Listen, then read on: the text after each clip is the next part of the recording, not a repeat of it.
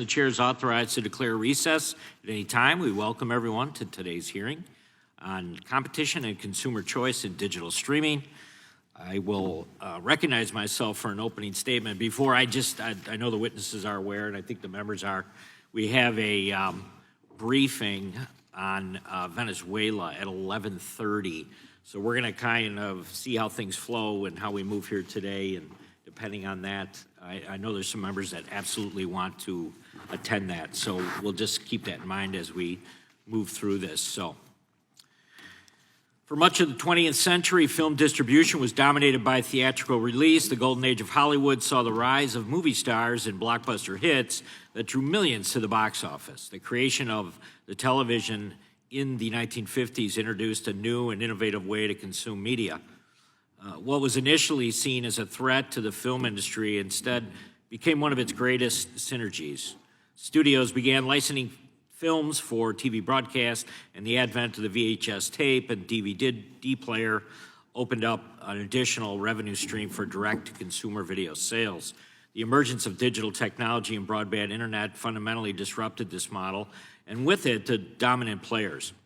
In the year 2000, only 1% of households had broadband internet capability, and that capability of delivering high-quality videos online. By 2023, that number reached 80% of U.S. households. Streaming platforms eliminated the need for theatrical releases and physical distribution, which we know was troubling to the industry. Instead of relying on theater chains or video sales, content could be delivered directly to consumers on demand. This shift lowered barriers to entry and enabled new competitors to challenge traditional studios on a global scale. The result, as we're seeing today, is studios that did not exist in Hollywood's golden age acquiring the ones that did. The injection of disruptors has also forced legacy studios to adapt to that. Netflix's introduction of the first streaming-only model in 2010 forced Paramount, Disney, Warner Brothers, and others to develop their own platforms. 15 years later, nearly all major film and TV studios have their own streaming platforms. Today, digital streaming is a primary method for consumers to use and to develop access to TV and other media content. According to a 2025 Nielsen report, streaming represented nearly 47% of total TV usage and, for the first time ever, outpaced the combined share of broadcast and cable. But as more content becomes fractionalized across multiple streaming services, consumers are growing frustrated. A separate Nielsen survey found that 46% of streaming viewers are finding it difficult to find the content they want to watch because of too many services. A survey by the Motley Fool found that the number is even higher, with 62% of subscribers surveyed believing there are too many options. This is particularly acute in sports broadcasting. Fans who want to watch their favorite sports teams are now having to subscribe to multiple streaming platforms to access each game. This frustration is driven in large part by increased prices. According to the Wall Street Journal, since 2019, prices for the top streaming services has risen an average of 87%. Disney+, Apple TV, NBC Peacock have all seen price increases of more than 100% since their creation. Households who subscribe to an average of 4 streaming platforms are quickly seeing their monthly streaming bills equal or surpass their monthly cable bill. As consumer demand for streaming continues to rise, platforms must compete for viewers by offering high-quality content. Netflix, Apple, and Amazon, for example, have made significant investments in movie studios to deliver blockbuster-level movies and award-winning TV straight to consumers. And it appears to be working. Netflix has 18 Oscar nominations in 2025, and Apple TV Pluribus just became the most-watched show in the streaming studio's history. But that content does not come without a cost. To make a blockbuster film will now cost the studio more than $200 million. A high-end TV show can easily exceed $10 million per episode. Pluribus cost Apple TV a reported $15 million an episode. As a result, many of these companies operate with negative profit margins for several years before achieving profitability. Netflix is the only platform to maintain consistent profitability since 2022. In other words, the barrier to sustain a competitive streaming service is high. It's no surprise, then, that many of these companies are choosing to buy rather than build their own content. Disney, for example, acquiring 20th Century Fox in 2019. Amazon acquired MGM Studios in 2022. Most recently, Netflix announced an agreement to acquire Warner Brothers Studio. This deal, one of the largest of 2025, would combine two of the top 4 streaming services by global subscriber count. As expected, the reactions to this merger have been mixed, and let me be clear. This hearing is not about picking winners or losers in the merger context. This is for Warner Brothers shareholders. Today, we're here to start a much-needed conversation about whether further consolidation in the streaming industry would be helpful or harmful to consumers. Economic theory teaches us that mergers create efficiencies, and that's no different when it comes to the streaming industry. By vertically integrating content production and distribution, platforms can eliminate and also work on lowering redundancies and focus on delivering high-quality content to consumers at lower prices. Some will argue that eliminating a rival will hurt competition or further entrench a dominant player. Others may say it will harm or already distressed theatrical film industry. We should take all of those concerns very seriously. But I would remind colleagues that the antitrust law is meant to protect consumers by promoting competition, and any potential harm should always be weighed against consumer benefit. And a merger that results in greater choice in video libraries at lower prices is welcome, while delivering to consumers a solution to their current frustration with the fractionalized streaming content. And it does not strike me, certainly I think, and many of the other members, as a merger, we should initially be concerned with a look at the entire entity of what's being promised. I want to thank our witnesses for being here with us today, and I look forward to your testimony. I now will recognize the ranking member, Mr. Nadler, for his opening statement. Thank you, Mr. Chairman. Mr. Chairman, the entertainment and media landscape has been transformed in recent years. Many of these changes have brought undeniable benefits, such as streaming services that give viewers more options at their fingertips than ever before. But many of these changes have also come at a cost, as lax antitrust enforcement and waves of consolidation have concentrated power in just a few major players. And one thing has seemed to be constant over the last few decades: a merger involving Warner Brothers. It began with the disastrous AOL-Time Warner merger in 2000, then the short-lived partnership with AT&T in 2019, then its latest incarnation since 2021 as Warner Brothers Discovery. And now, once again, Warner Brothers is up for sale to another media giant. This time, it has accepted a bid from Netflix, the global leader in streaming services and a major content producer in its own right, to control Warner's streaming and studio assets, including such mammoth properties as DC Studios, HBO and HBO Max, and Warner Brothers Motion Picture and Television Groups, as well as Warner's 128 million streaming subscribers. What we know today about this proposal raises a host of questions about its effect on the pricing, production, and distribution of content going forward. We have also heard great alarm from the movie theater industry, which, despite claims from Netflix that it will keep theatrical businesses operating largely as they are, takes seriously comments from its co-CEO, who called movie theaters, quote, an outmoded idea and, quote, not consumer-friendly.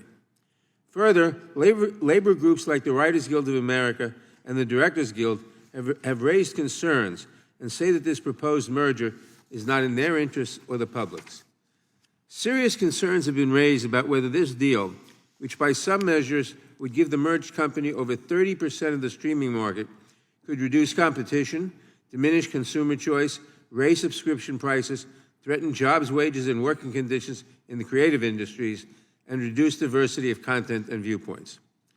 Netflix argues that this merger would allow it to better compete with the range of other platforms that are battling for eyeballs and attention from viewers, including other streaming giants like YouTube, traditional movies and television, social media, and more. But if Netflix must get bigger in order to compete, that is a sign of a market that is already highly out of balance. Under the Netflix deal, Warner's cable channels, including most notably CNN, would be spun off into a separate business that would not be part of the sale. But another major media conglomerate, Paramount Skydance, has now made a hostile bid to control all of Warner's properties, including CNN. Even though the Warner Brothers board has rejected the Paramount bid for now, Paramount could still pursue a buyout of Warner Brothers. A potential merger with Paramount presents its own set of antitrust concerns by collapsing what are now 5 major movie studios down to 4, thereby reducing competition and substantially increasing concentration within an already concentrated industry. Not only could this bring higher prices and less choices for consumers, but it could also bring fewer jobs and lower wages for content creators. The Paramount bid also brings its own unique set of circumstances, of concerns, because it would place CNN under the control of the Ellison family, the same billionaires who have curried favor with Donald Trump by imposing control over the content of CBS News. Just weeks ago, Barry Weiss, the controversial minder placed in charge of CBS News, spiked a story on 60 Minutes that would have shed light on the Trump administration's lawless campaign to send migrants to be tortured in an El Salvadoran prison. Excuse me. Presumably, the Ellisons have similar designs on making CNN more Trump-friendly. A merger with either Netflix or Paramount would result in a behemoth that poses significant antitrust and other public policy concerns that require careful scrutiny. I have long believed that the unchecked concentration of economic power in any industry poses a danger to economic fairness and to our democracy. While I do not prejudge the merits of any proposed merger, I am concerned with any deal that would significantly increase the concentration in a market that is already highly concentrated. Such increased concentration could not only harm consumers, but we have also heard great concern from the creative guilds, who have borne the brunt of decades of media consolidation that historically has been followed by fewer jobs, downward pressure on wages, and reduced creative opportunities. That is why it is so important that any merger be reviewed with careful and impartial analysis by the antitrust regulators. Unfortunately, under the Trump administration, the antitrust review process has been dangerously corrupted and politicized.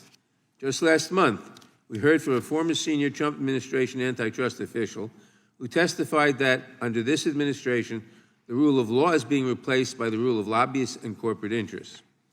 We know that the White House routinely intervenes in Justice Department matters, often to benefit the president and his cronies. And already, Trump himself has said, quote, "I'll be involved in that decision," unquote, when asked about the Warner Brothers deal. Does he intend to put his thumb on the scale in favor of Paramount as a reward for his friends, the Ellisons, who, according to press reports, have already promised to implement, quote, "sweeping changes" over CNN if they were to take control? This is not a far-fetched scenario. There were troubling reports that Trump tried to block the AT&T Time Warner merger as retaliation for CNN's critical coverage of him during his first administration and campaign. Mr. Chairman, we have seen this movie before, and the sequel is almost always worse. A hallmark of the second Trump administration has been a determined effort to exercise control over the independent news media, whether through frivolous lawsuits against media outlets, limiting press access to the White House and the Pentagon, and gutting funding for public radio and PBS. The White House must not be allowed to use the merger review process as another tool in its campaign to bend the media to its will. A proposed merger, whether it be with Netflix, Paramount, or some other suitor, must be analyzed on its own merits. What we know already about the antitrust review process under this administration calls for serious congressional oversight. But unfortunately, our Republican colleagues have turned a blind eye to their oversight responsibilities during this Congress, and today is just one more missed opportunity. It is vitally important that we examine the Warner Brothers merger closely to ensure that any deal will protect competition, consumers, and workers. And I appreciate our witnesses being here today to lend their expertise. I look forward to today's hearing, and I yield back. Gentleman yields back. I now recognize the ranking member of the full committee, Mr. Raskin, for his opening statement. Mr. Chairman, thank you very much, and thank you to all the witnesses for joining us today. Against the background of a media industry that is already heavily concentrated under the control of several multi-billion-dollar media companies, we're gathered to discuss the proposed acquisition of Warner Brothers Discovery by Netflix, two giant rivals in the field of entertainment. The alternative acquirer, Paramount Skydance, is itself not only a giant rival in entertainment, but also a rival in news. In ordinary times, we'd proceed carefully with an acquisition of this size to ensure that it passes scrutiny under American antitrust laws. But these are not ordinary times. Just last month, this subcommittee heard testimony from whistleblower Roger Alford, who served in antitrust at the DOJ during both the first and second Trump terms. During Trump's first term, Alford served as Deputy Assistant AG, and during the second as the Principal Deputy Assistant AG, which is second in command. He testified to the pervasive practice of lobbyists attempting to corruptly influence antitrust law enforcement at the Department of Justice, telling us that corporate lobbyists now boast about their ability to overrule both the professional antitrust experts and President Trump's own handpicked leadership at the Antitrust Division. And just to be clear, Professor Alford is a strong supporter of President Trump. He served in both the first and second terms. He sees clearly that this political and financial corruption of antitrust law betrays Donald Trump's avowed populist agenda as he sees it, the one of lower prices, affordability, and increased choice and competition that the president once long ago promised the American people on the campaign trail. Well, we already know well how this corruption works in Trump's Washington. Professor Alford gave a detailed description of what he called the HPE-Juniper merger scandal. He told us that on numerous occasions in a variety of matters, we implored our superiors and lawyers on the other side to call off the jackals, but to no avail. Today, cases are being resolved based on political connections, not on the legal merits. These warnings from a top Trump appointee command our urgent attention, yet my Republican colleagues refuse to conduct any kind of serious oversight of what's going on in the administration. In 12 months, our colleagues have had just one administration official come and appear before the committee, FBI Director Kash Patel. Committee Democrats have invited two Trump officials as minority witnesses. And as you know, we only get to invite one witness, but we've had two of them, Mr. Alford and FTC Commissioner Alvera Bedoya. The chairman has had only one. We urgently need the Attorney General, Pam Bondi, to appear before Judiciary so we can conduct oversight over an increasingly out of control, lawless, and corrupt Department of Justice, both in the antitrust domain and in many others. And it's not just DOJ. The whole government is now saturated in pay-to-play corruption and lawlessness. Take the example of Skydance's acquisition of Paramount last year. In late 2024, incoming FCC Commissioner Brandon Carr accepted two tickets worth $12,000 to go to the Kennedy Center Gala. The donor was Paramount, whose proposed merger with Skydance was about to require Commissioner Carr's approval. Now, I concede that $12,000 these days is petty cash compared to the billions of dollars that are being raked in by the president routinely and the corruption flowing throughout the administration. But pre-Trump, a $12,000 gift to an FCC commissioner that you're about to appear before would have been a scandal. Well, at the gala, Commissioner Carr reportedly pulled his hosts aside and gave them advice. Paramount owns CBS. President Trump had sued CBS for $10 billion in damages because he didn't like the way that they edited an interview with Vice President Kamala Harris. Well, that, of course, is an entirely frivolous legal claim. I don't like the way that Fox News edits the interviews with Donald Trump, but that doesn't constitute defamation against me. That's just stupid. But Commissioner Carr reportedly told the Paramount executives that Trump's grudge against CBS News was so serious that it would make review of the merger, quote, tougher than anticipated, and they might need to make some concessions directly to the president to convince him to approve the deal. Once in office, Carr sat on the merger for months. Why? So Trump could extract extraordinary benefits from the companies in exchange for approval of the deal. And look what he got, a $16 million contribution to his presidential library, millions more committed in free advertising, a promise to install a Trump-friendly monitor minder in the CBS newsroom, and the cancellation of The Late Show with Stephen Colbert.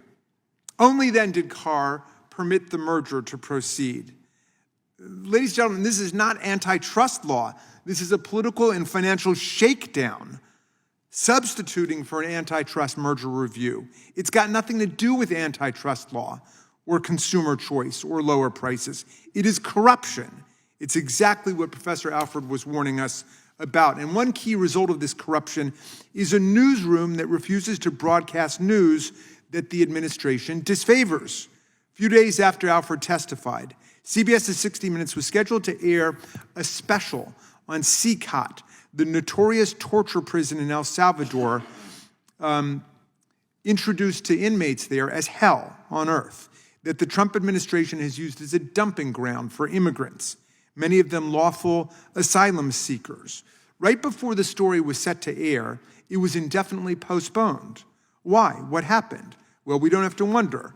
Bari Weiss, the new editor-in-chief at CBS and the new government-imposed Pravda-like media monitor and minder, said she would not let the broadcast go forward without getting comment from a government spokesperson on the air.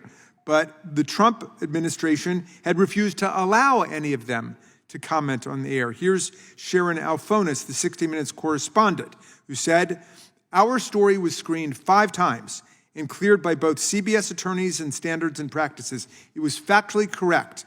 In my view, pulling it now after every rigorous internal check has been met is not an editorial decision, it's a political one. We requested responses to questions in our interviews with DHS, the White House, and the State Department. Government silence is a statement, it's not a veto. Their refusal to be interviewed is a tactical maneuver designed to kill the story. If the administration's refusal to participate becomes a valid reason to spike a story, we have effectively handed the government a kill switch for any reporting they find inconvenient." I hope that this kind of consolidated corporate government censorship troubles all of our colleagues, Democrats and Republicans, who still have a First Amendment bone in their body. This kind of censorship regime aligns us with the state of press freedom in Putin's Russia or Mohammed bin Salman's Saudi Arabia. The economic effects of these side deals must trouble us too. Each new merger acts as a new opportunity for the president to enrich himself and his family and friends. The cost of businesses involved in these deals now even has a term in the economic literature, the Trump transaction tax. Every party to this kind of transaction now bears the risk of a political shakedown for money confessions that are not connected to proper antitrust review. It's about what enriches and satisfies the president. Hundreds of economic studies in gangster states show that these kinds of corrupt practices reduce investment, distort markets, increase costs, and lead to lower employment. So here we are again. When Warner Brothers announced that it would put itself up for sale, President Trump promised that I'll be involved in that decision. Although no law gives him a role in it, Mr. Chairman, I must object. I fully believe that opening statements can be as long as, for the ranking members, can be as long as necessary if they stay on topic. This is clearly a bashing of the president and beyond the pale of this committee. I'm not going to accept any subject matter or content regulation by the gentleman from California. I'm about to finish, so let's not belabor a ridiculous point. We've never interrupted an opening statement of anybody on your side of the aisle. What a ridiculous thing to do. I would just remind the ranking member that we're up against an 11:30 kind of hard stop. I appreciate briefing. that, and I'll be done in a minute, okay? The president seems to want Paramount and Netflix to compete for his approval of a deal. Both companies are already lobbying the White House right now. And to state the obvious, President Trump is not an antitrust expert, nor is he committed to antitrust law. He's long been critical of CNN, which is owned by Warner Brothers. For years, he's told us that he hates their reporting, he hates their reporters, and he wants to sue the network. Does anyone doubt that one way to entice the president's favor is to promise him more direct control over CNN. Mr. Chairman, we should be calling in the government officials who have participated in or acquiesced in these side deals.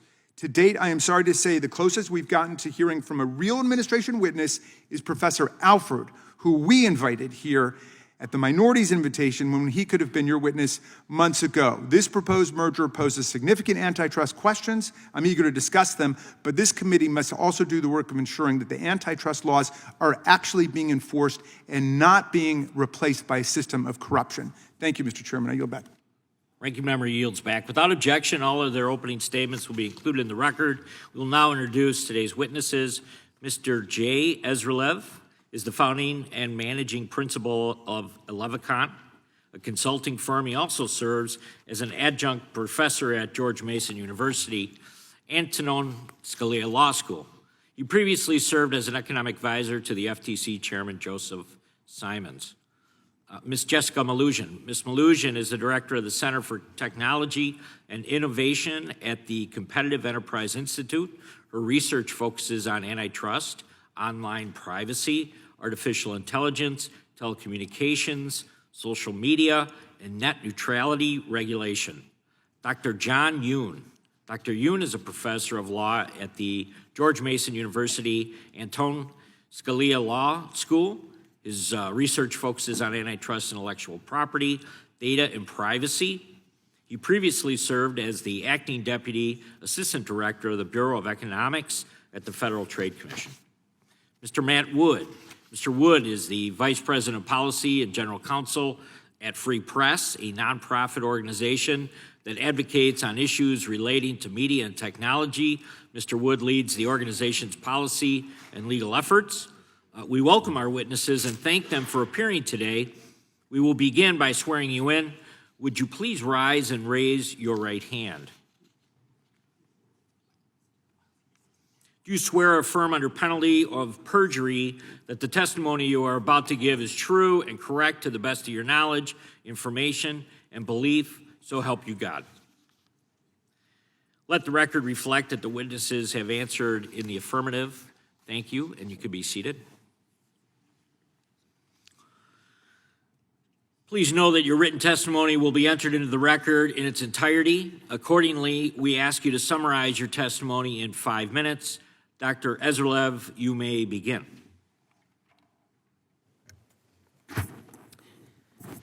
Mr. Chairman, members of the committee, thank you for the opportunity to testify on competition and consumer choice in digital streaming.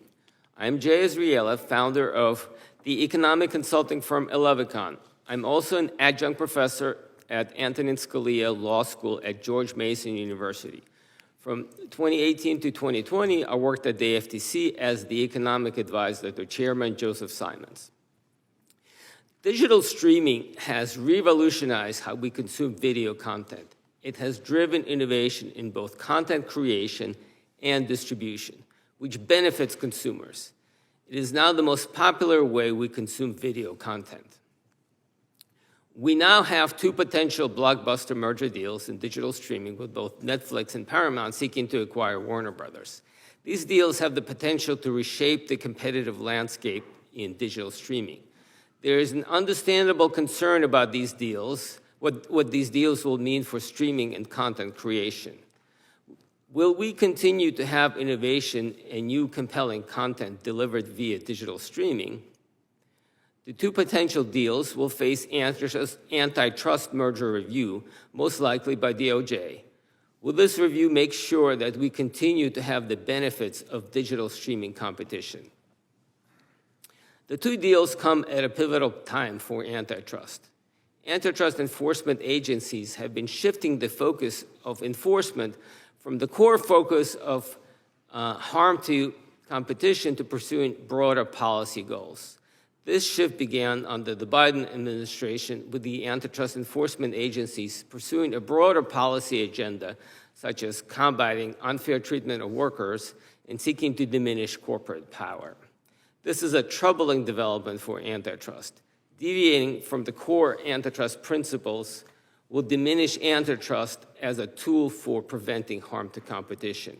Expanding antitrust beyond this core principle replaces efficient market function with enforcers' views of what is fair and equitable. It chills entrepreneurship by supplanting an entrepreneur's judgment about the best way to allocate capital. It is this entrepreneurship that has brought us enormous innovation and prosperity. While it's still early days, antitrust enforcement agencies under the current administration are continuing to apply a broad scope of antitrust in enforcement.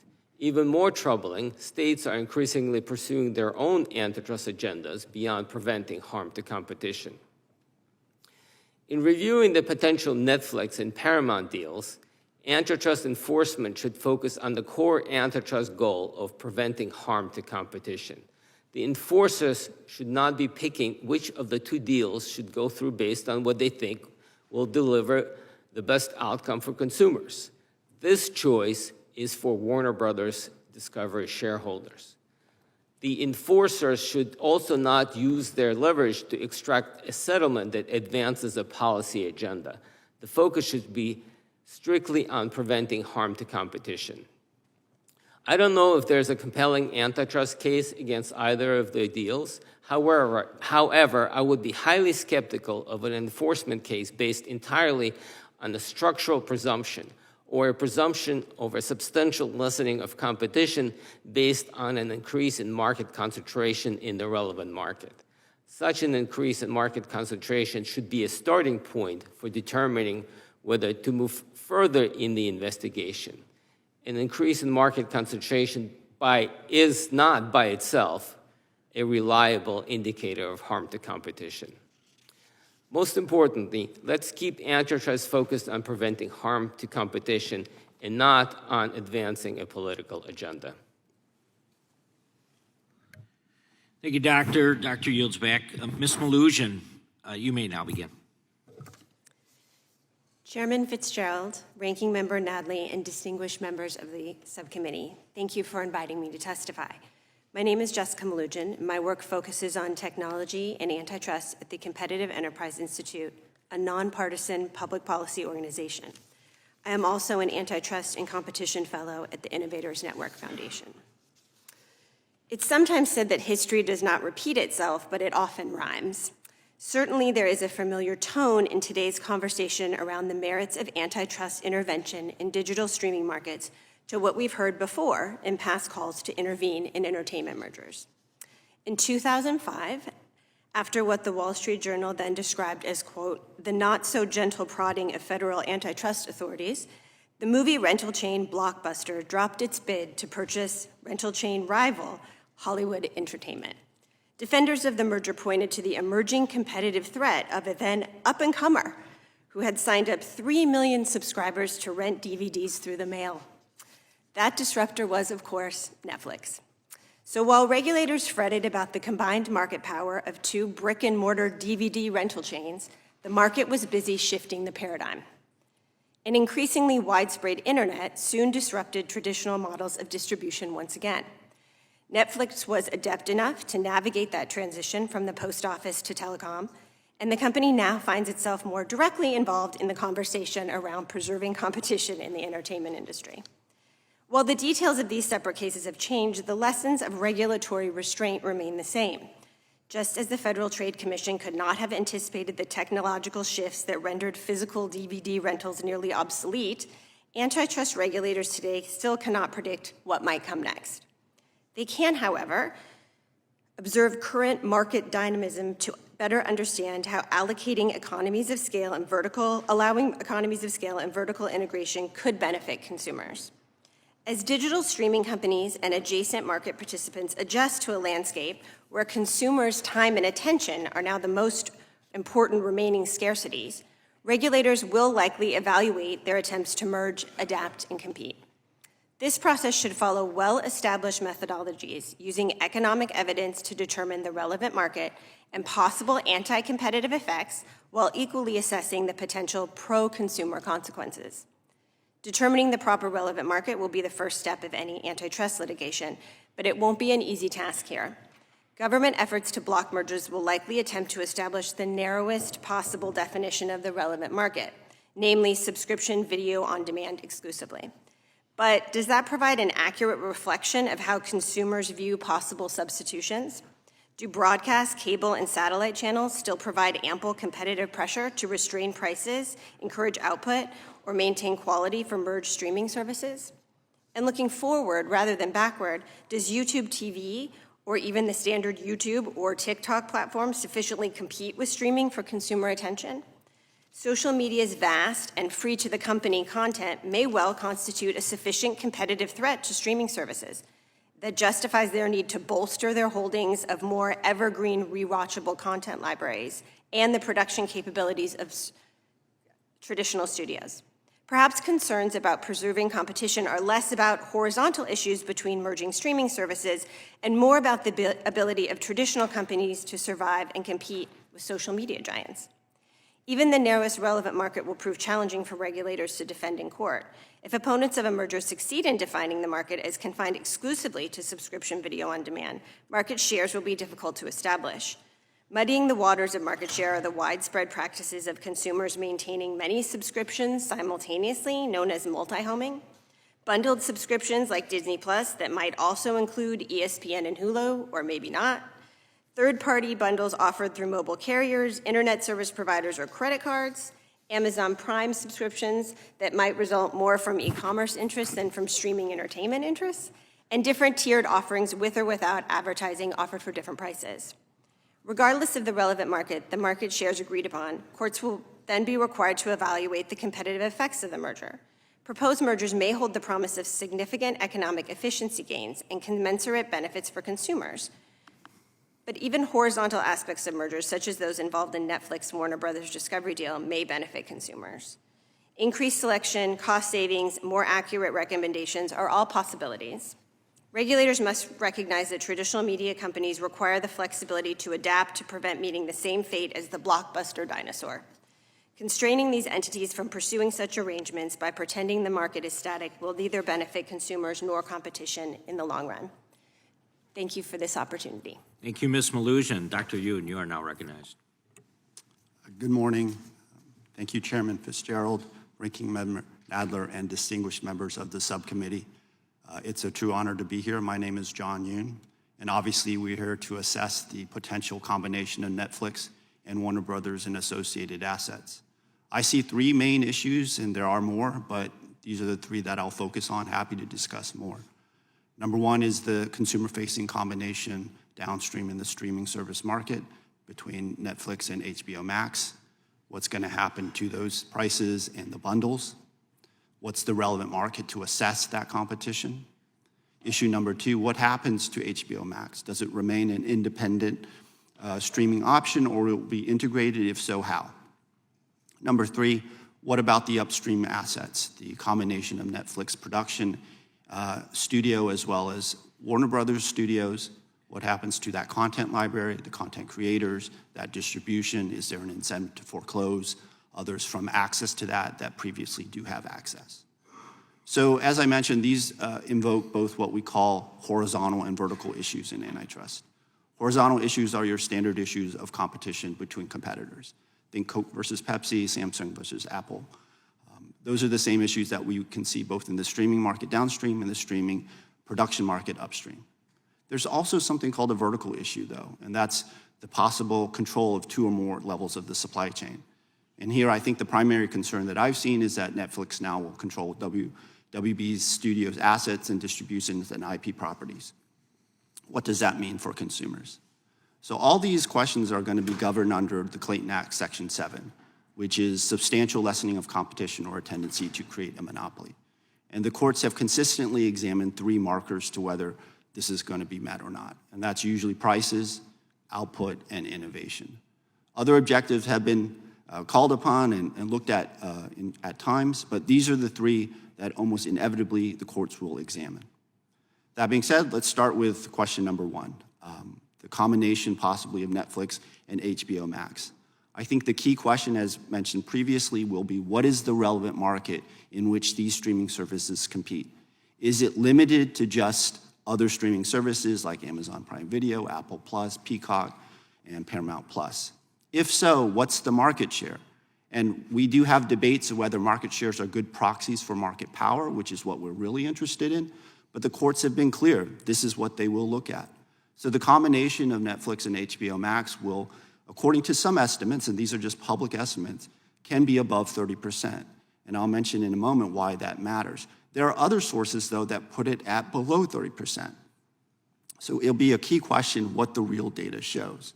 But assuming it does hit the 30% or more marker, the reason this matters is a 1963 Supreme Court case, Philadelphia National Bank. And it established a structural presumption that if you're above that 30%, there's a presumption that the deal is illegal and harmful to consumers. It doesn't mean it is. There is an opportunity by the parties to demonstrate that the pro-competitive benefits outweigh that presumption. So it's not an illegal call, but it is a strong presumption and relevant for this assessment. It's pretty close to 30%, the sources I've seen, so that does move it a little bit closer to the parties' favor, but it's still above that presumption. So it's going to be in the incentives of the parties, and I say that not cynically, but it could be the reality that the market is broader than just streaming services. It could include YouTube, it could include TikTok, it could include cable, satellite, et cetera. So that's going to be a key question and something that I think I'm happy to explore further later. In terms of question number 2, will HBO Max remain an independent service? It's a concern I've seen publicly and in forums just in preparation for this hearing. And what an astounding statistic that Netflix has shared is that 75% of HBO Max subscribers are also Netflix subscribers.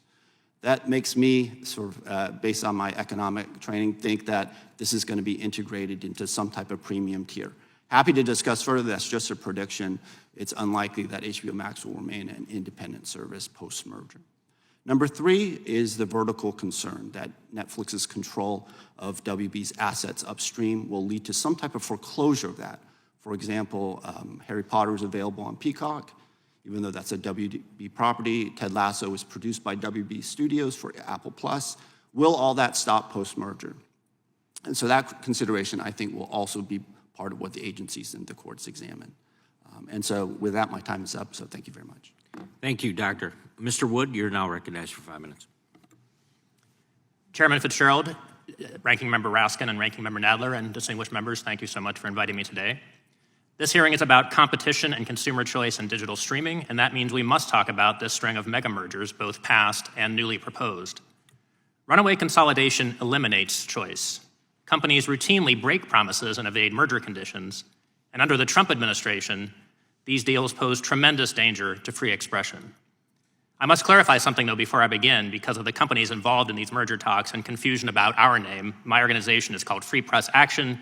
We're a public interest group that works on media, tech, and telecom policy. And for more than 20 years, we've been analyzing these markets, opposing harmful mergers, and fighting both government censorship and undue corporate control. We are not affiliated with The Free Press, which is the publication Paramount Skydance purchased last year before making its founder the editor-in-chief of CBS News. I don't solely practice antitrust law, but since leaving corporate firms, I've spent much of my last 16 years opposing mergers that enrich executives, bankers, and lawyers at everyone else's expense. While Paramount is still pursuing Warner Brothers Discovery, the winning bid for now is Netflix's $82.7 billion deal to buy a company that, as Mr. Nadler noted, is somehow always up for sale, in deals that amounted to bad industry bets and huge debts. Netflix is the largest streaming service in the world with more than 300 million subscribers. Warner Brothers' HBO Max is well over 100 million, third largest in the US by most accounts. Paramount is likely the 5th largest streamer in the US, and that combo, of course, would couple 2 of the big 5 Hollywood studios, impacting the market for theatrical releases, movies, and TV. Both potential mergers could severely harm the viewing public, creative industry workers, journalists, movie theaters that depend on studio content, and their surrounding Main Street businesses in your districts, too. We fear that either deal would reduce competition in streaming and adjacent markets, with fewer choices for consumers and fewer opportunities for writers, actors, directors, and production technicians. Jobs will be lost. Stories will go untold. Now, we still need to crunch the numbers for an array of markets and metrics. We'll listen critically to claims about supposed merger benefits, and we'll ask whether there is sufficient competition left to ensure that the billions saved in promised synergies are passed along, not pocketed. The job for antitrust enforcers is clear. They must engage in careful product market analysis to determine if these mergers violate the law and whether they promise any real efficiencies, not just speculative assurances, as the case law says, about alleged benefits to the public. Either Netflix or Paramount buying Warner Brothers could be presumptively illegal under DOJ's merger guidelines. Members of this subcommittee and others in Congress have suggested so on a bipartisan basis. Section 7 of the Clayton Act prohibits any merger that would, quote, substantially lessen competition or tend to create a monopoly in any line of commerce. That is clearly a risk here. In our view, either deal likely places far too much power in too few hands over what Americans watch and where they get their news. The numbers for that news component are dwarfed by the dollars thrown at the streaming side and studio catalogs, but in addition to HBO, Warner Brothers, of course, owns CNN and other cable channels. Netflix doesn't want those. Paramount's Ellison family desperately does. We're all too familiar with claims that media giants need to merge to continue producing news. Their trickle-down notion is that more money for shareholders means more investment in news or content creation. But as history shows, companies merge to save money, not spend it. Every merger obliterates jobs. Post-merger companies will reduce output and raise prices whenever they can, and having fewer voices makes censorship easier with fewer corporate gatekeepers to lean on. Even more dangerous than the notion that mergers can save the news is the way this president has weaponized the merger review process. In conjunction with other threats made in plain sight, his agencies have used deal approvals to win favors. The FCC has blessed mergers moments after deal proponents promised to follow the president's demands to end diversity policies. They've capitulated on chilling requests to reshape their newsrooms. The merger that spawned Paramount Skydance, as Mr. Raskin detailed, was greased by an FCC investigation and a multi-million-dollar settlement of a specious lawsuit over editing choices in an interview with then Vice President Harris. Paramount installed a former Trump ambassador as a bias monitor and recently spiked that 60 Minutes investigation into Trump administration wrongdoing. Now, Paramount Skydance's CEO promises, as Mr. Nadler says, to, quote, make sweeping changes to CNN if he takes it over. Tilting a merger review process to facilitate that outcome should be unthinkable under the First Amendment. Should a president use merger reviews to gain political outcomes he wants? Some may think it depends on which party holds the White House, but that answer abdicates the antitrust oversight this subcommittee conducts, and the antitrust laws enforcers must apply. Thank you, and I look forward to your questions. Thank you very much. We will now proceed under the 5-minute rule with questions, and I recognize the gentleman from California, Mr. Isis. Thank you, Mr. Chairman. Today we're going to speak about disproportionately the Warner Brothers acquisition, needless to say. I could begin this by talking about the political differences that have been alleged in the two buyers and the seller. I could, of course, continue to talk about the last administration that never found a merger that they could accept and blocked many, even when overthrown repeatedly by the courts. I could, but I won't, because in fact, this is an antitrust hearing, and I'd like to focus on that. And I admonish all of our witnesses in their answers to get off the politics and get on to the specifics of antitrust law. So I'm going to start with Professor Jung. You mentioned the Philadelphia case, but you had some doubts, even though Nielsen has said that in the streaming, you have a 37% market share already by Netflix, an additional 6% to be acquired. Is there any reason that we shouldn't believe that that is at least in the ballpark of correct, based on one of the largest and most historically significant rating organizations? Thank you, Representative Issa. I appreciate the opportunity to speak on this. Yeah, I think you're hitting on the key issue, which is the reliability of the data that we're using for this presumption. And this presumption is very important. Again, we can debate whether it should be, but it is standing law today. Right, but it's standing law to push the scale to where there's essentially no further choice and you more or less close the door. Even if, in fact, hypothetically, they're at 29%, and let's just say that Warner Brothers is 5%, you're still going over the 30%, and few would doubt that you're going to end up with that. Let me get into a couple of points that you hit. Since 2011, Netflix has increased price 10 times and a total of 39% increase after adjusting for inflation. Is that per se a demonstration of market power by any reasonable definition? So I can get into the weeds. I would say that almost every streaming service has some degree of what we in economics call market power. It's not the same as what we think in antitrust. And so what do I mean by that? So earlier there was a chart that was shown. Well, but let me back you up because I have limited time. The reality is that the price and the cost of receiving a streaming service on an adjusted basis led by Netflix has gone up but not down. So from a standpoint of a market that is functional, that we would normally think lowers cost as volume goes up, would you say that this market shows signs of not being functional based on Netflix's consistent lead above the rate of inflation? The reason why I have some concern about the premise that this is necessarily a problematic market is simply because I saw a chart that showed the highest price increases were from Apple Plus, Peacock, and Paramount Plus, who have the lowest share in these markets. And the lowest price... And aren't they all still losing money? Yeah, no, Okay, so isn't there a difference between when you're making money and you increase prices beyond inflation and when you're losing money and you try to minimize your losses? I think that's fair. Okay, I want to go on quickly. You talked about vertical and horizontal, and there's plenty of case law, including the Supreme Court case that broke up the relationship between the studios and the theaters being owned. Aren't we again in a situation where if Netflix, post-acquisition, controls a massive library to the exclusion of others, that in fact we have the same situation again in which, and I'll just use my own words, if you can exclude and you are a must-have and must-pay and must-buy, isn't that in fact a situation in which at a minimum everyone would have to have Netflix in order to have access to not just new production, but a vast library that in fact by definition every child grows up watching? I think it's a relevant concern. It's something they'll definitely look at for sure. I did look at some statistics that showed what is the percentage of Warner Brothers in terms of theater production. And it's at about 15 to 20%, so roughly 80% is outside of that.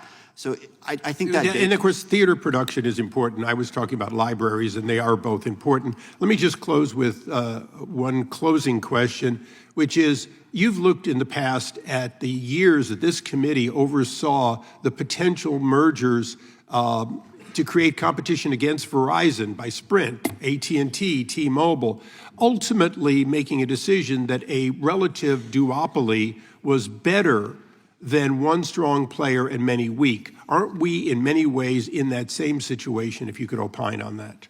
I think it's going to depend on how we define the relevant market in terms of what is really constraining Netflix's price. But yeah, if it's fairly narrow, yeah, the consolidation is definitely going to be something that's sufficient for probably the presumption. Thank you, Mr. Chairman. Gentleman yields back. Now recognize the ranking member from New York, Mr. Nadler. Thank you, Mr. Chairman. Mr. Wood, supporters of large media mergers often promise innovation, better services, and more content. Looking back, did those mergers deliver for the public? In a word, no, I don't think they did, Mr. Nadler. I mean, you've listed the litany of deals that involve this company itself. Warner Brothers now currently up for sale again. I would say with respect to streaming, for example, that yes, there has been innovation. Consumers have benefited from some of these technological changes, but it's not because of the mergers. So the merger promises that are made are often paper thin, very hard to enforce if they're even real in the first place, and companies routinely break those promises because there's very little antitrust enforcers can do after the fact to unwind a deal. That's a pretty extraordinary remedy. So if they promise not to fire people or promise not to raise prices, and they do, there's not much people can do besides wag a finger at them. Hollywood unions such as the Writers Guild are opposing acquisition by either Netflix or Paramount because of concerns that consolidation will reduce employment, compensation, and creative opportunities. What happens to independent producers and creators when the number of potential buyers for their work shrinks? Yes, well, thank you. I mean, we've spoken to some of those writers, we've spoken to some of those independent producers. They're very concerned, and rightly so. When the number of buyers for their work shrinks, it's not just that there are fewer open doors, there are fewer doors at all. So they have fewer places they can take their content. They also have the loss of competition and diversification in the market, fewer smaller independent producers or fewer scrappy competitors who are willing to take a chance on something different. So I think it tends to homogenize content and by design reduce the number of outlets and number of choices they have. And what would be the effects of these consolidations be on the diversity of content that we see today? Well, thank you. I mean, as I was saying, I think it would be less diversity. I don't know that there's a metric we can apply to that, but we do see companies in the broadcast space, in the streaming space, in the studio space, homogenizing their content, making things more so-called mainstream, taking fewer risks, needing more money to come back in through the door in order to justify the huge budgets for the few features they put out. So it tends to reduce choice and increase prices, and just to, as you said, reduce diversity and the differentiation between the products these companies have to put out to compete and survive. And reduce the amount of conflicting information and opinions given to the public? Yeah, I mean, that's something our organization has worked on for years when it comes to the news and competition there. The FCC's tests for that are different from antitrust, but related in many ways. They look for more competition, more diversity, and localism. And we're often told that, well, the only way we can have more competition in local news is to have fewer competitors. The only way to have more diversity is fewer voices. And the only way to have local content is to nationalize everything. And we frankly don't believe those claims, and we've seen them harm communities time and again. Everything you just said seemed very concerning. The way to have diversity is to have fewer voices. Yeah, I mean, it's as my colleagues on the panel have said, I mean, sometimes you're going to have a situation where if a firm is failing or can't compete, then a merger might save them and preserve that voice. We just are very skeptical of those claims because in Warner Brothers' case, for example, I think by last year's metrics, they were the second most successful studio. They're the third largest streamer in the country. So the notion that a company simply has to be sold or else the shareholders won't make any money, to us is very questionable. I know that the streamers in general have not made as much money as they like, and some have lost money. So there are legitimate questions there about the profitability of streaming. But as a going concern in an overall business, we just simply are very skeptical of claims that these companies need these mergers to survive or thrive. Thank you. I understand that Netflix has made promises that would mitigate possible competition concerns. In particular, it says that it would continue to sell shows to rival streamers. How should these promises be considered in the analysis of potential anti-competitive or public policy harms? If you're asking me again, I mean, yes, as I said a moment ago, I think that these promises are very hard to enforce. So I could imagine a condition in a merger approval if it went through. It's just that whatever these companies agree to, it's sometimes easy for them to lawyer their way out of and not even technically break the promise. And then once that promise is broken, as I said, there's very little that enforcers can do to unscramble the egg and put things back together and make companies whole who aren't getting the benefits of these promises that were made. Thank you. Mr. Chairman, I have a number of unanimous consent requests for the record from a series of labor groups coming out against or raising serious concerns with the Netflix-Warner Brothers merger. Very good. Go ahead. Oh. Consent. First is the IDA statement opposing a merger involving Warner Brothers Discovery. Without objection.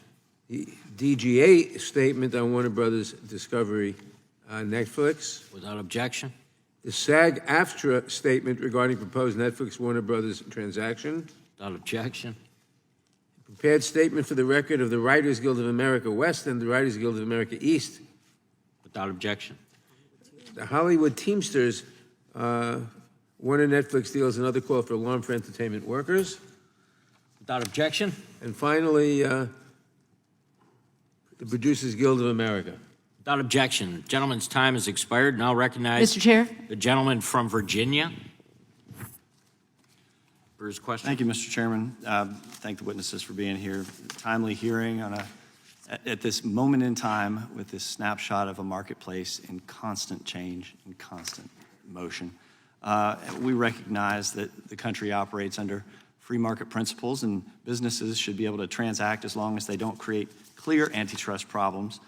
Clarity is something that is in the eye of the beholder, but I do think in contrast to Mr. Wood's opinion, the standard is not general skepticism about whether a company needs a merger to survive. That's really not what we're talking about here. We're talking about the definition of the relevant streaming market and the regulators and how they're defining it. Ms. Malugin, why don't you have a go at how you would define the relevant streaming market today for antitrust purposes and what the single biggest mistake that regulators are making when defining it? So I think we had a very helpful example recently with the decision in the Meta trial, which was seeking to unwind a merger. And unfortunately, the judge kind of anticipated questions like this and said, this is just not a market definition that they buy. It had excluded too many entities that provided real competition to Meta. And I think that the mistake you could make here would be the same. I'm not privy to the kind of privileged information that talks about market shares or eyeball time spent on streaming, but regulators probably will be. And it'll be their job to make a case that it's not comparing apples to apples in terms of finding out who might be a good substitute. It's about what consumers feel as a substitute. So that would include saying, you know, it might be apples to oranges with some of these streaming services and other variants in social media, but would a consumer maybe substitute an apple for an orange if they had to? They probably will. So I think, and that goes to a really, as we've all agreed, is an incredibly important piece of this is what is that market share? And if it's above that 30% threshold, it doesn't mean that it's a closed case and it's anti-competitive. You still have a court that's going to assess what are the competitive trade-offs here. I think you'd have a very difficult task if it even just is above that 30% mark to say there aren't going to be economic benefits to consumers here. But if you expanded the market definition, you might not even get to that 30% number. It will be for the courts to decide, I suspect. Dr. Yoon, how would you define relevant streaming market today, and what's the single biggest issue facing regulators and mistake that they might be making? Yeah, your question hits on what I think will be probably 80% of the investigation and the debate between the parties and the courts and the agencies. And so I think it is natural to think it's a streaming market. They're probably the closest competitors. But as just mentioned, does it include other services? And let me just share with you, sort of the lines are kind of being blurred. So Netflix also offers not only on-demand, but also live sports. They offer podcasts, they offer video games. YouTube TV, the linear TV that replaces cable, now has on-demand. YouTube itself will now carry the Oscars. The line is blurring between these, and I say that not because I think it's going to be defined broadly. I say that simply because it's hard to cabin these platforms into specific categories that we kind of want to do. And so it will be the job of the agency. It is a data question. No one can sit here and say what the market will be. It's going to be based off of the data. Under current antitrust law, when does vertical integration in media markets pose competitive harm rather than generate efficiencies? So that's the key issue. So the key question, I think there are other vertical issues, but as I mentioned in my opening statement, I think the key vertical issue is whether Netflix's control of Warner Brothers Studios, IP property and distribution rights, does that create the opportunity for them to foreclose third parties who previously had access to those assets? And so that question is something that is a very detailed one. It's going to look at margins at the various levels. What's their incentive to do so? What's their market share upstream and downstream? What are their substitutes for these IP properties? These questions have already been asked here at this hearing, and it's going to be asked by the agencies. Again, we're not going to know until we see the data. I will say this, though. Usually this is fixed through a commitment by the parties to offer this content through arbitration going forward, 5 to 10 years typically. This was Comcast, NBC Universal. This was AT&T Time Warner. They're going to probably do the same here.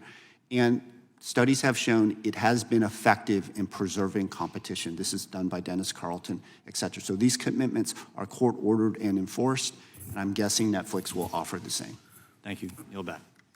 Gentleman yields back. We now recognize the ranking member of the full committee, Mr. Raskin again. Thank you, Mr. Chairman.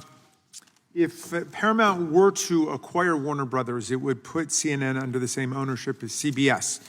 And when the Ellisons, who own Skydance, were seeking to acquire Paramount, they made Trump-friendly changes in the newsroom, including installing an ombudsman, which news staff referred to as a hall monitor for them. And so we can only assume the same kind of fate for CNN.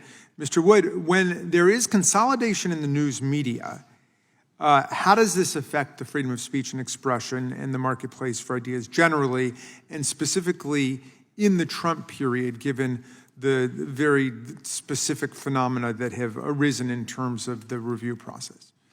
Yes, thank you for the question, Ranking Member Raskin. I think your question lays it out well, and there really are two distinct threats at least. One is just typically speaking, when you have fewer competing voices, you have fewer people working to get stories, you have fewer risk takers. So reduction of competition reduces the number of opportunities to even tell different stories. But in this administration, we've seen not just consolidation writ large as a problem, it's the merger process itself being used, as you detailed so well, as a carrot. And basically saying, if you don't agree to change your news coverage, then we won't approve your deal. And that's the kind of thing that should be completely out of bounds, but has happened very often with this administration. What's happening at CBS News under the new management?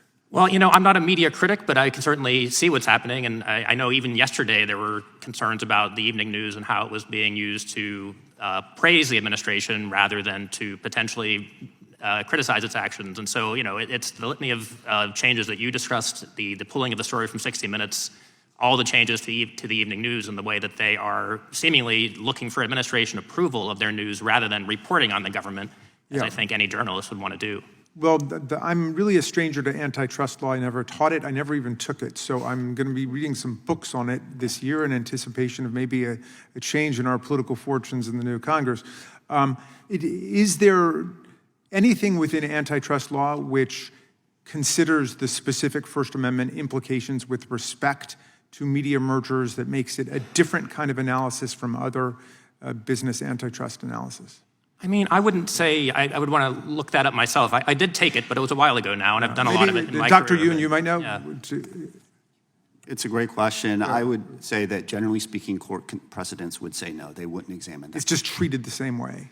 It would be, it's output, prices, and innovation, and First Amendment issues would fall. Okay. I'd like to ask all of our witnesses, does everybody agree that federal antitrust agencies should be subject to intensive congressional oversight? Starting, Dr. Wood, with you. Yes. Dr. Yoon, do you agree with that? It seems quite reasonable. Yeah. Ms. Meldon? Yes. Yes. And Dr. Ezra? Yes. Yeah. Okay. All right. So when I raised the question of whether corruption was interfering with proper antitrust law analysis, I was chided by one of my colleagues for ranging far afield from the subject. If corruption has actually entered, and perhaps some people can never see corruption when it comes to Donald Trump, but so set him aside for a second. If corruption actually entered the antitrust review process through money corruption or political influence, would that be a problem? And again, I'd like to maybe ask each of you. Yeah, Mr. Wood. It would definitely be a problem. I wouldn't be naive and think that political influence has never played a role before, but what we're seeing so extraordinary in this administration is the openness of it and the use of antitrust and merger review, or I would say the misuse, to wring out conditions from companies who want approval of their deals. Yes, Dr. Yoon, do you agree? Yes, I was at the agency 18 years. I think I'm an antitrust purist. I think it should be based off of the staff there and their recommendations. So it's an economic analysis. It's not a question of whether you can mobilize this lobbyist or this political force to your side. Absolutely. Ms. Meldon. Yeah, I'd agree. This should be matters of traditional laws established in a bipartisan way over the last 40 years, the consumer welfare standard and economic analysis, no matter who is installed in the any given administration. And Dr. Ezra. Yeah, I'm against corruption in agencies. All right. Mr. Wood, let me come back to you. Antitrust law did start with the idea of both benefiting the consumers but also benefiting society by having competitive forces. Would you just say a word about what consolidation means generally for a free society? Well, your question about antitrust and First Amendment concerns, I think, is obviously valid and important in the media context. And so there's a marketplace of ideas that has shrunk in two. And so I agree with my colleagues. The market questions are the paramount question, although I shouldn't say paramount in this case. But, that we have to be certainly cognizant of the impacts on our civic information and democracy being impacted by the loss of that source of information. Gentleman's time has expired. Now recognize the gentleman from Texas.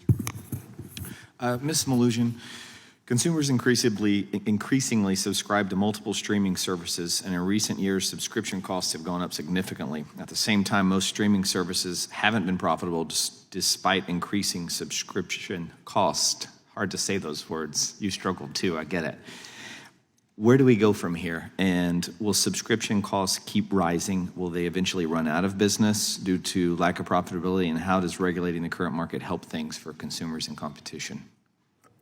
I think that's a bundle of excellent questions and observations that I would simply say that the best way is that they're still sorting this out. It's a relatively new advance here, the streaming services, and there's going to probably need to be some amount of consolidation. There's probably going to be some amount of failure.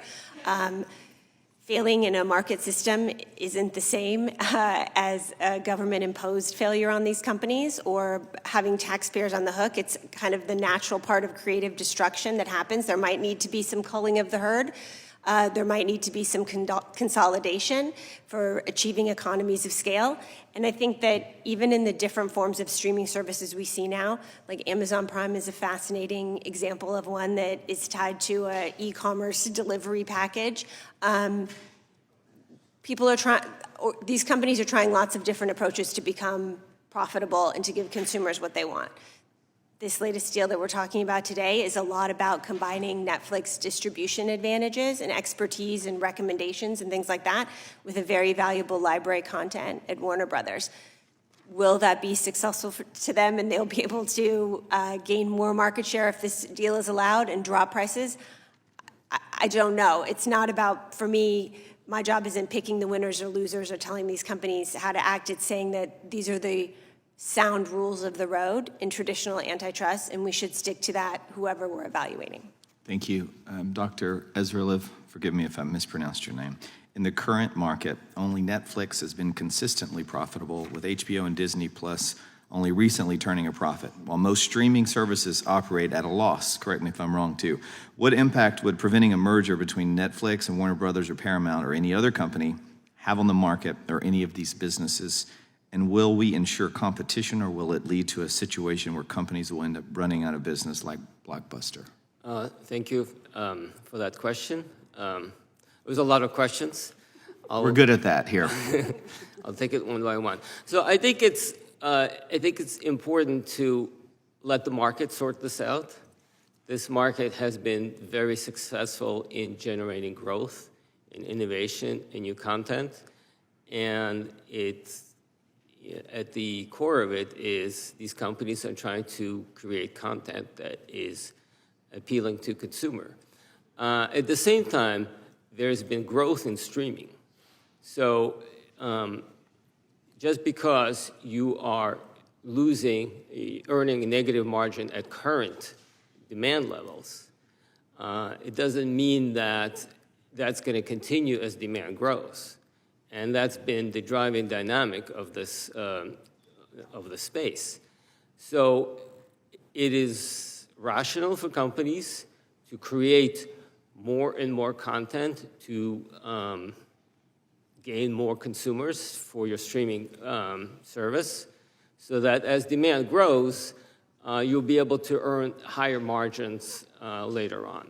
As far as the impact of this deal, I think that this is just market trying to reallocate capital to meet demand the best it can. They're, in terms of Netflix and Warner Brothers, they're complementary assets on both sides.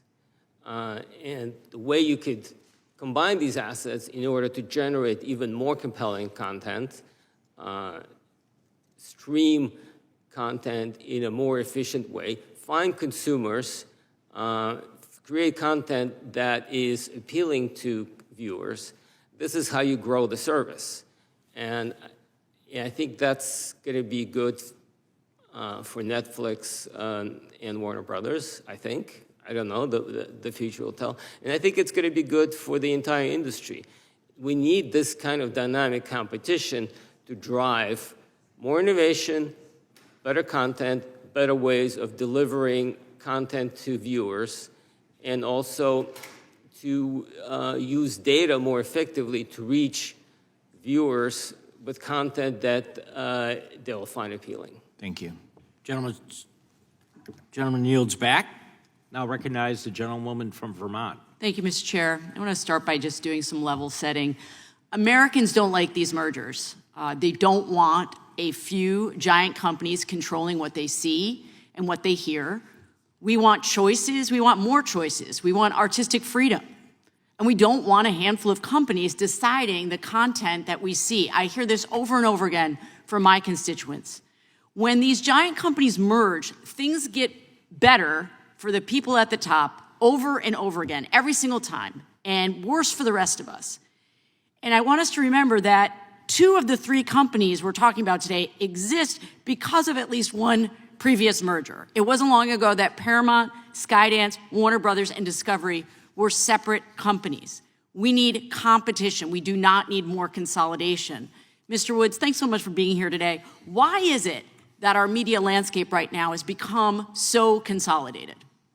Oh, thank you for the question, Congressman. I mean, I think it's just decades now of lax antitrust enforcement, and that's certainly started to turn a corner with the last administration. And I think even the first Trump administration, we did see efforts there to try to block AT&T from buying Time Warner. So, you know, there have been some bright spots. There have been some mergers that we've opposed that have been stopped, like AT&T buying T-Mobile, Comcast buying Time Warner Cable, but those are few and far between. There's been this sort of flood of deals that have gone through. And as you said, it always gets better for the people in the C-suite, but much less often for their customers. I agree, and I agree with you too that it is lax antitrust enforcement. And you know, you touched on this earlier. Who wins, who loses when these mega mergers happen? Let's put a finer point to it. Who wins? Yeah, I mean, it's the companies and their shareholders, although not always, because a lot of these deals have been bad bets for them as well. We've talked today about potential innovation and efficiencies and competition being improved in some sense by mergers, and I wouldn't say that's impossible. I would just say that's a pretty high bar. So what you really need is for those efficiencies to be passed along to people rather than just pocketed by the companies. You need to have remaining competition. I agree. Sufficient incentive for them to not just pocket those savings, but to actually have to put them back into the business and try to keep their customers happy. I agree, and you know, from what we've heard so far, Paramount and Netflix have submitted bids that already raise significant concerns. And we're at the start of what's going to be a very long battle about this. And our committee is not responsible at all for deciding which deal or neither violates the law. That decision is in the hands of the Department of Justice. But we know that the DOJ has not been unbiased. That is a strong concern that many of us on this committee have. At the last meeting of this subcommittee, Roger Alford, a DOJ whistleblower, described the pay-to-play climate at the Antitrust Division. And President Trump recently has said he will be, quote, involved in the Warner Brothers deal. What do you think he means by that, Mr. Wood, when he says he's going to be involved? What's he talking about? Well, I'm smiling because sometimes it's down to which movies he wants to see made, so it can get kind of ridiculous, but I think it's also just about the Trump family's own fates and fortunes here, and then these political choices that, again, are, you know, it's not that the political choices aren't real or somehow are completely invalid, but the government should not be imposing its will on companies. That's a violation of the First Amendment when they're dangling antitrust review and approval based on content changes. And of course, as we're all saying, this should be a market analysis. So I agree with my fellow witnesses that market definition is key here. The merger proponents will always try to expand that market and say we're not that concentrated. Opponents of the deal will try to shrink it. Those are, again, interesting questions, and they're asked in good faith, but that doesn't mean that the White House weighing in does anything to advance that analysis. It probably just impedes it and takes it off track. And our job essentially here is to be the watchdog, to be doing the oversight, to be the eyes and ears of our constituents who can't be in this committee hearing room. And I urge the chair of this committee to take the role of this committee seriously. There is strong evidence that our antitrust enforcement system is being corrupted, and we have to use our constitutional authority to investigate. Monopolies hurt all Americans, and whether it's in meatpacking, whether it is in fire truck manufacturing, whether it's in the monopoly of the seed industry, or in this case, if it's in the media landscape, we have to be effective watchdogs and not just roll over for an administration that is not doing its due diligence for the American people. And with that, Mr. Chair, I have 2 unanimous consent that I bring before the committee in relationship to whether further consolidation in the industry is going to be a threat to movie theaters and theatrical releases. Movie theaters dread any Warner Brothers merger by The Hollywood Reporter. Without objection. And second one, Gen Z went to movie theaters most often in 2025, according to new exhibition report. Thank you so much, and I yield back. Mr. Chairman. Without objection. Mr. Chairman, Gentleman yields back. if I could, while we're on unanimous consent, have a unanimous consent request from the Chief Legal Officer of Paramount Skydance Corporation for a statement to be entered into the record. Without objection. The gentleman from North Carolina is now recognized. Thank you, Mr. Chairman, and thank you all to the panel for your time and your expertise you've given today. Real quickly, Dr. Exerly, as the government, if the government is going to intervene to stop these mergers, it has to prove that the merger is eliminating competition rather than creating benefits for the consumers. Now, you mentioned in your written testimony a phrase that caught my attention when you talked about significant efficiencies that would counterbalance any harmful effects associated with an increase in market concentration. What potential efficiencies could you foresee arising from the mergers between Warner Brothers and Netflix or Paramount? Thank you, Congressman, for that question. So there are several sources of efficiencies. The most obvious one is that this is a vertical deal. So that means that I'm talking about Netflix and Warner Brothers. The same goes for Paramount and Warner Brothers. It means that they're both creating content and distributing content. So by combining the distribution channels of both Netflix and Warner Brothers, there are more efficient ways of distributing content to viewers. And sometimes you could achieve elimination of double marginalizations so that you don't charge your affiliate a margin, so that you're saving costs. That's potentially cost savings. Another source of efficiency may be better use of data. One of the things that Netflix does very well is recommending shows to people who are likely to enjoy those shows. And that requires a lot of data analysis, also creation of shows that are going to appeal to the right audience, that shows that people are going to watch. That's very risky, requires a lot of data. By combining the data of both HBO Max and Netflix, they will be able to better understand what viewers want to see. They will be better able to market the shows so that the right content is reaching the right viewer. So those are two of the bigger ones, but there are probably others. Very good. Thank you, sir. Ms. Milusian, in your written testimony, you did mention that today's calls for an antitrust intervention in digital streaming markets is similar to those of the past. How is this conversation we're having today similar to those in 2005 when you specifically talk about Blockbuster seeking to purchase its rival Hollywood Entertainment? I think it's just a big temptation for all of us as human beings and regulators especially for whatever reason, to take kind of a snapshot of things as they are and view them as static and then deal with those problems as they see them. But in fact, of course, we have to remember, and we get reminded periodically, it's not static, it's dynamic. And while the marketplace is out making changes that no regulator should be expected to understand, there's a certain amount of economic data that should and will be evaluated in whatever deal ends up happening. That's fair. There's great precedent for that. There's considerations like efficiencies offsetting any potential competitive harms. That's great. But at some point, there has to be some amount of regulatory humility that also enters the conversation that says, we can't actually predict. To say, how will Netflix do after this deal? I don't know. They don't know. The people who have skin in the game usually make the best case, but we've heard about mergers that weren't successful in the market as well. No one can know the future, and you just have to sort of keep a little bit of deference to market forces and interested parties in your mind as you look at these deals. Are there any specific mistakes that you might reference that regulators made in 2005 that regulators today should avoid? I think not looking at the bigger picture in terms of what technologies are going to come online that sort of overthrow the whole system, right? That we all used, I sadly am old enough to remember renting DVDs at Blockbuster and Hollywood Video. And then when things got really fancy, there were those boxes at the grocery store.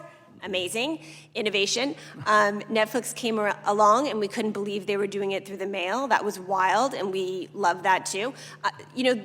There's other factors outside the narrow band of the data regulators are going to look at in this that are happening outside, but nevertheless might be impactful. I think you have to make sure that by intervening in these market deals, you're not preventing some of that beneficial innovation unknowingly. Thank you. I yield back, Mr. Chairman. Gentleman yields back. Now recognize the gentleman from California. Thank you, Mr. Chairman. I want to welcome our speakers today, our witnesses. I represent Orange County, California, Southern California. My biggest employer in my district is Disneyland, 40,000 jobs plus. You can understand the multiplier effect there. Tremendous economic activity. Southern California, the entertainment industry, film industry, big sector in the fourth, fifth largest economy in the world. That's our bread and butter in California, entertainment. Yet, all of you know, COVID, AI, other factors have really hurt our job picture in the entertainment industry, Hollywood especially, losing a lot of jobs.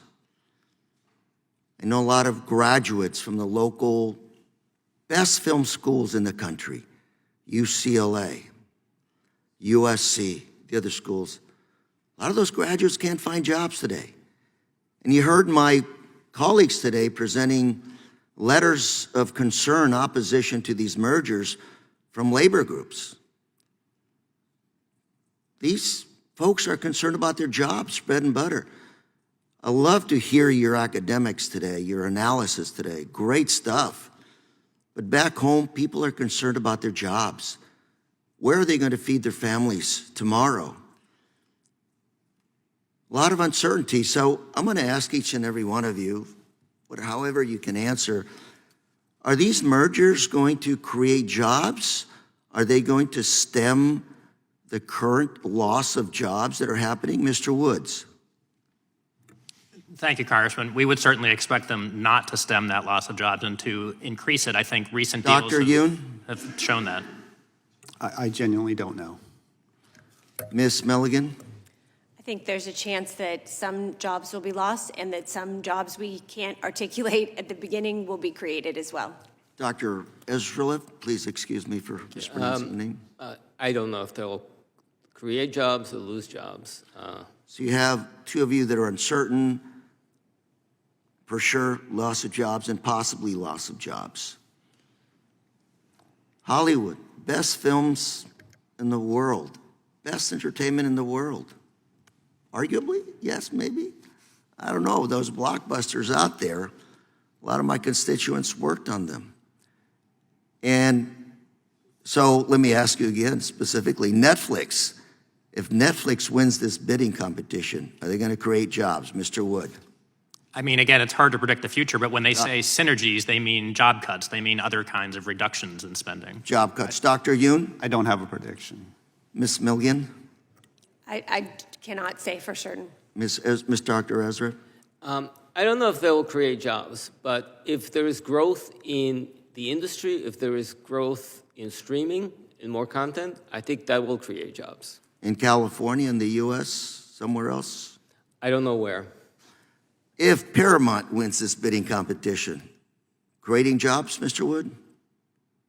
I think that's a more classic horizontal merger in the studio space, and so no, again, I would think it would Dr. reduce Yoon? jobs. I don't have a prediction on that either. Ms. Milligan? It'd be my same answer, I'm unsure. Dr. Ezra? I don't know. So here we are as the members of Congress debating M&A, economic activity in this country, job creation, bread and butter, and we're still not quite sure what the effects will be of this M&A activity. Is that what I'm hearing today? Or we're hearing that it'll create job losses. Is that?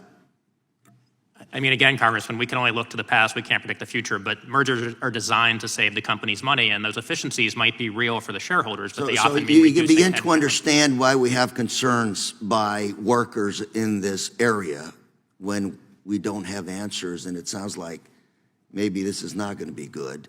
So let me turn very quickly in my last 30 seconds. Are these mergers going to lower the amount I will pay monthly for entertainment at home? Mr. Wood. No, again, I don't think so. We've seen Dr. detail Yoon? that prices have gone up historically. I think for some users, yes. For some users, maybe not. Ms. Milligan? I agree it'll be probably mixed results. Mixed. Dr. Eslev? I don't know. So here we go. We don't know, probably job losses.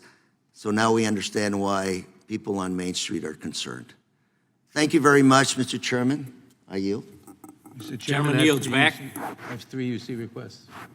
Before, I'd like to say that I did not know that Mr. Correa represented Disneyland. That sounds like a future field hearing for this committee. Offer accepted, sir. Very good. Mr. Nadler's recognized. Thank you, I ask unanimous consent for a statement for the record of the American Economic Liberties Project. I ask unanimous consent for... Objection. I ask unanimous consent for an article in Planet Money titled The Warner Brothers Curse. Without objection. And finally, I ask unanimous consent for an article in The Verge titled There Are No Good Outcomes for the Warner Brothers Sale. Oh, I have one more. Without objection.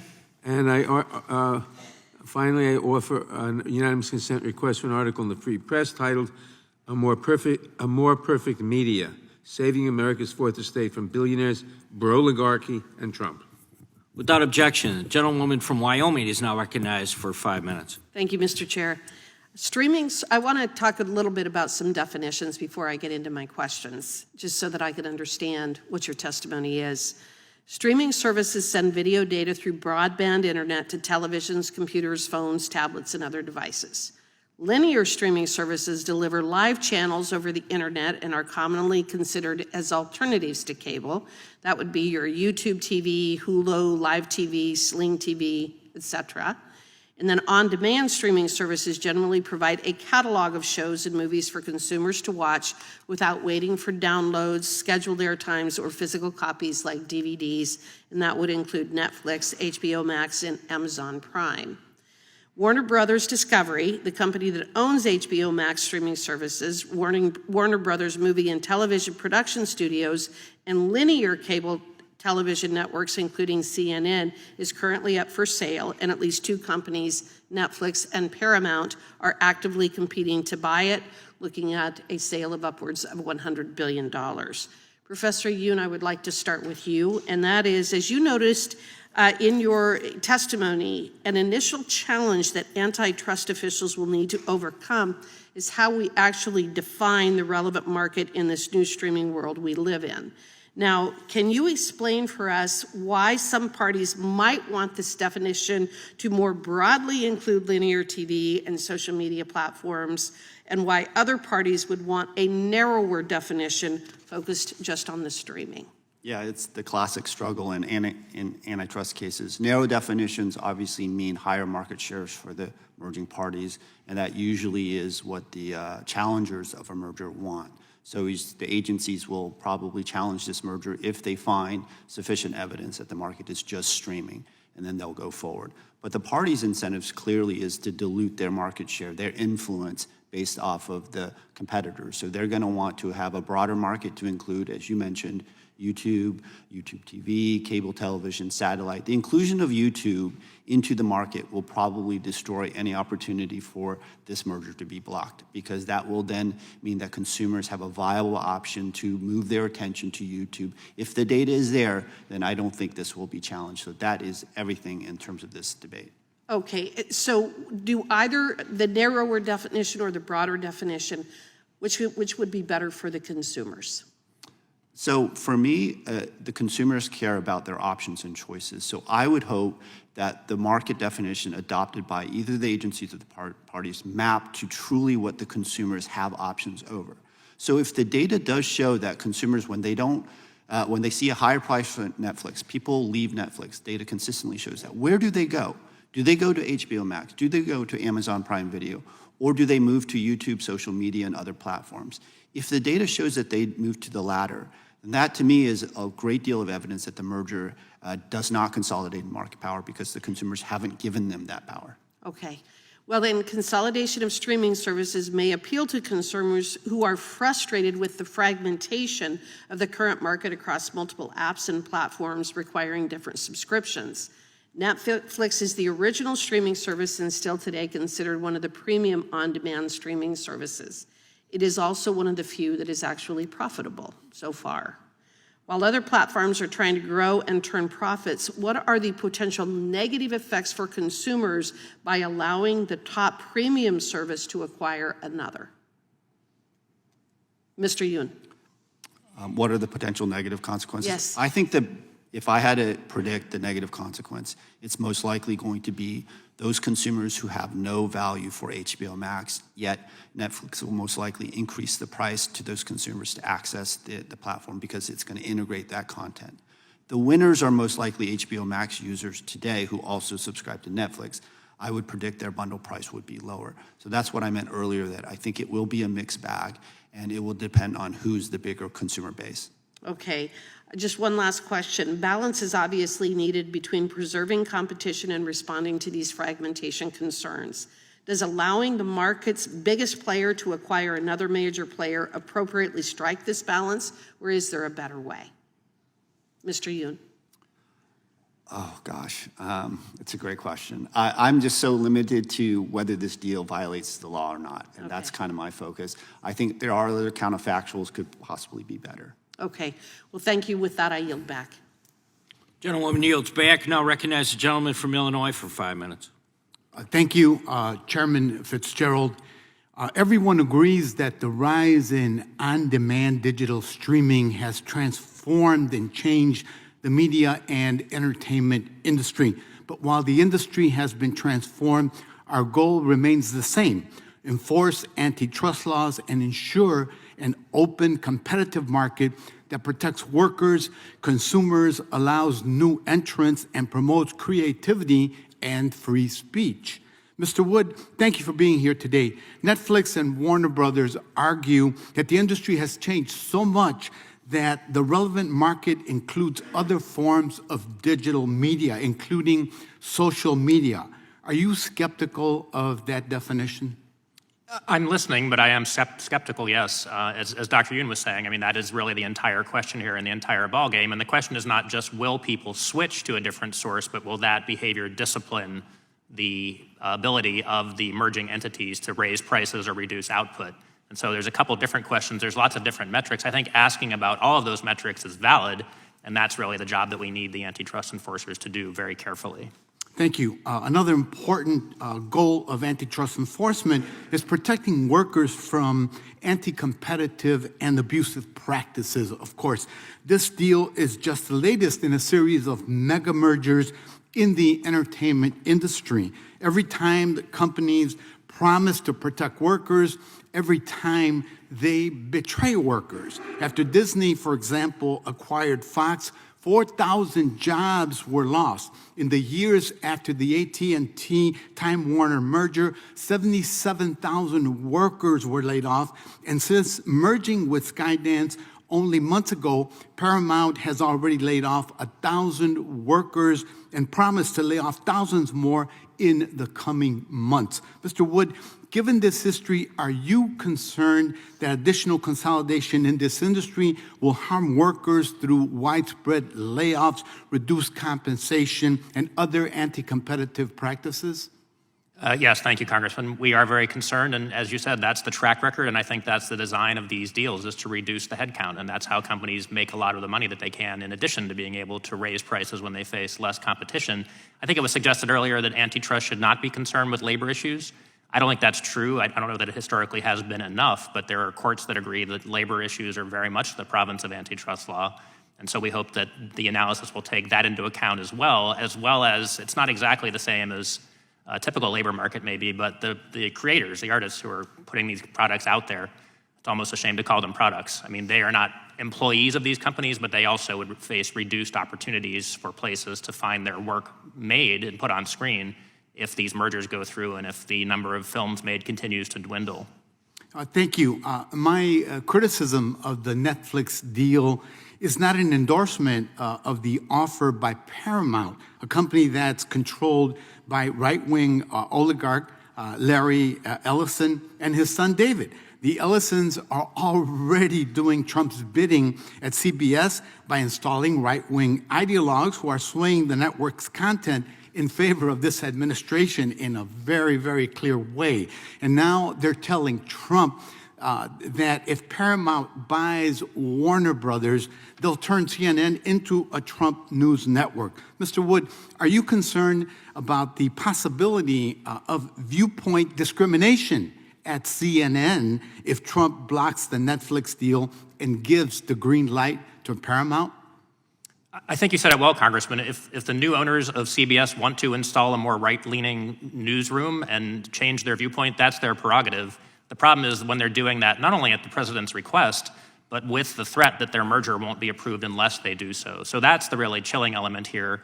Companies, of course, have a right to change their politics, change their coverage, change their newsrooms, but when it's not only at the government's request, but under threat from the government of withholding of benefits or some other kind of regulatory action, we've seen this at the FCC many times, investigations launched that sort of magically disappeared once companies made concessions. And that's the kind of interference, not only in the antitrust process, but with the First Amendment that gravely concerns us.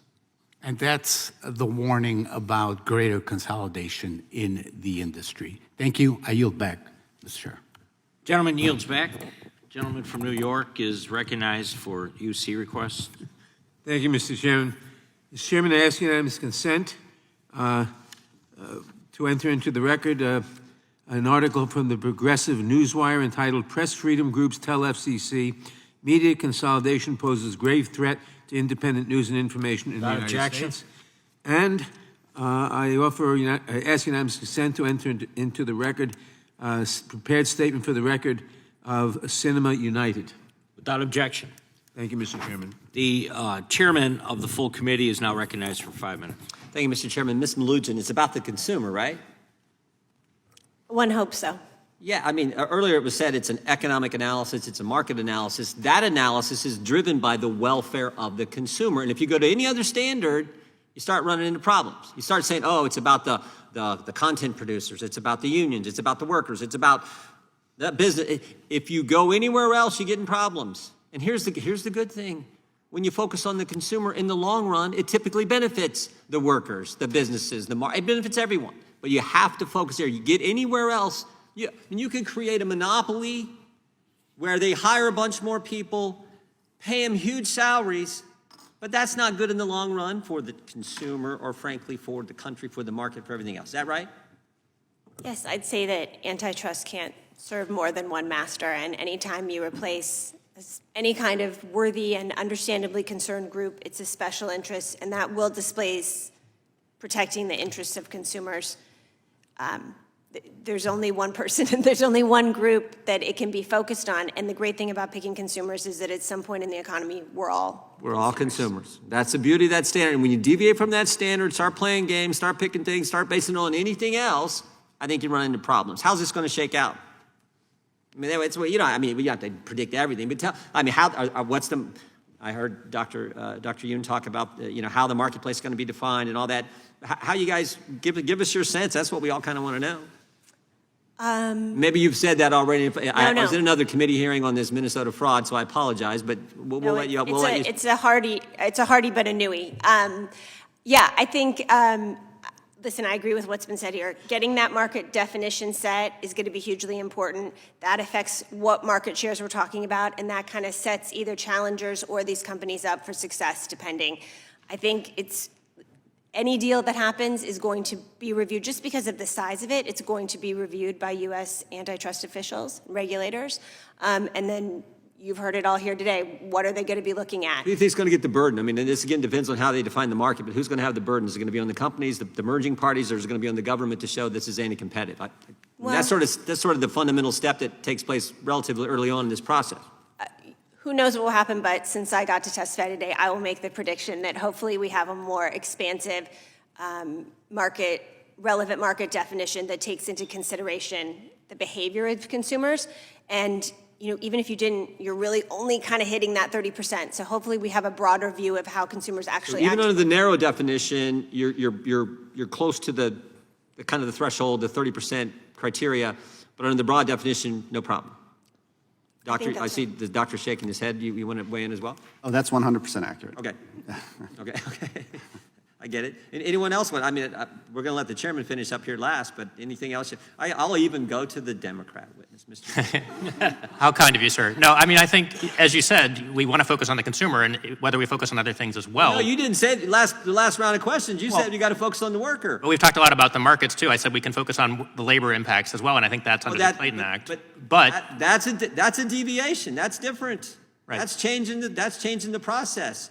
And in the end, in the long run, I don't think that's beneficial. I mean, I want to focus on workers and make sure they have jobs too, but you can't do that because in the long run, it will end up skewing the market. So you said you weren't wedded to the welfare of the consumer standard. I think that's the right standard. Yeah, I think not solely to that, but I certainly understand your viewpoint too. What I was going to say is I think in antitrust too, it's always the government's burden. All I'm saying is your viewpoint is going to get us in trouble, I believe, going forward. The viewpoint focusing on the consumer, as Ms. Malugin pointed out, because we're all consumers, is the safest, best, tried and true process. Okay, I'll keep, like I said, I'd let you talk, so I'll let you talk now. Oh, no, I was going to say, I mean, it's the government's burden, but as Dr. Yoon explained earlier, there's a presumption of illegality when the concentration levels hit a certain level. So in answer to your question, it's not going to be the company's burden to get this through. It's the government's burden to make that case. That's my read. But how they make that case will depend greatly on how we draw those market barriers. And we have concerns about competition here for sure, but that work is yet to be done. Doctor, you get the last 33 seconds. Yeah, so I think that if we focus on the most narrowest market, which is the subscription video on demand market, the concentration level there, even though it's likely more than 30%, the market concentration in that market is not particularly high anyway. And the 30% Philadelphia National Bank threshold has zero basis in economics. It's more seen as a necessary condition, as a sufficient condition. So even under that narrow market definition, I don't know if this is a slam dunk, but there are lots and lots of problems with that narrow market definition. By definition, it's a relevant market, so whoever defines that market that says that everything else is irrelevant, and that would include YouTube, and others, and just not the case. Chairman, thank you for this important hearing, and yield back. Chairman yields back. I just wanted to wrap up, I guess. I'll recognize myself for 5 minutes, but I think what it comes down to is, and what we've heard a little bit today, is let's actually think about how real people actually make the decisions on what they're going to use as their entertainment value. And I think, if somebody now says, it seems like one of the hotter shows right now is Landman. So if your neighbor or your friend says, hey, have you seen the last episode of Landman?